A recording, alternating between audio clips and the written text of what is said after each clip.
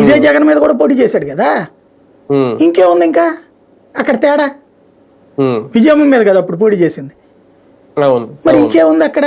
వివేకానంద రెడ్డి ఏ కోణంలో నుంచి కరెక్ట్ అంటే అప్పుడే చీలికలు అయిపోయినాయి కదా. ఇంకా అతని గురించి అతను భయపడాల్సిన పని ఏంటి? వైసీపీలో పోనీ వివేకానంద రెడ్డి మాటినేవాడు ఎవడన్నా ఉంటాడా?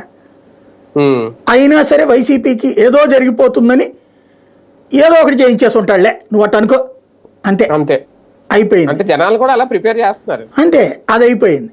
ఇక అక్కడ కుదరకపోయేటప్పటికి లేదు అవినాష్ రెడ్డి చేయించాడు, జగన్ కాపలా కాస్తున్నాడు మొత్తం. భాస్కర్ రెడ్డి, అవినాష్ రెడ్డి. అవినాష్ రెడ్డి టికెట్ ఇచ్చినోడే జగన్ అయినప్పుడు అవినాష్ రెడ్డి ఎందుకు మాటర్ చేయాలా ప్రాక్టికల్ గా? అదే కదా, అదే కదా. కారణం ఏంటి? తనకి టికెట్ రాదనుకుని చంపాలా. టికెట్ ఇచ్చినోడు జగను, మళ్ళీ ఇస్తానన్నోడు జగను, ఏముంది ఇంక అందులో?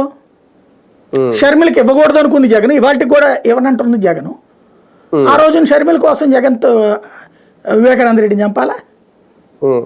ఏముంది ఇక్కడ ఇందులో? పోనీ ఇప్పుడు షర్మిల జగన్కి వ్యతిరేకంగా పార్టీ నడిపింది, ఏమైపోయింది మరి? ఆమె కాంగ్రెస్ లో చేరింది, అన్నకి వ్యతిరేకంగా చేసింది, ఏమైపోయింది ఇప్పుడు దాంతో? కాబట్టి ఇదంతా ఏంటి, ఒక నేరేటివ్ థింకింగ్ క్రియేట్ చేశారు. ఇవన్నీ ఇప్పుడు అయిపోయినాయి, ఇక ఇంకేం లేదు. ఇంకొకటి, సిబిఐ దర్యాప్తు చేస్తున్న కేసులో రాష్ట్ర పోలీసులు విచారణ చేయడం ఏందో నాకు అర్థం కాలే. అదే అనేది రీపోస్ట్ మార్టం చేస్తారట.